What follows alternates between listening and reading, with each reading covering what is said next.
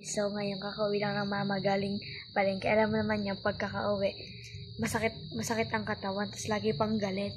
Kaya, ang solusyon lang dyan, pera. Pera tayo ito. Set up ko lang. Ma. Ba? Ano? Tutulog ako eh. Masakit tulog, ha? Bakit ang ulo ko? Masama pakaramdam ko bakit? Masakit pala ulo nga na. Yan masakit nga. Bakit ba? Save mo na ako. Alis ko na ba? Tawagin niya na. Ba, are? Pera ko ah. Masakit pa ulo, ma? Wala ba iba?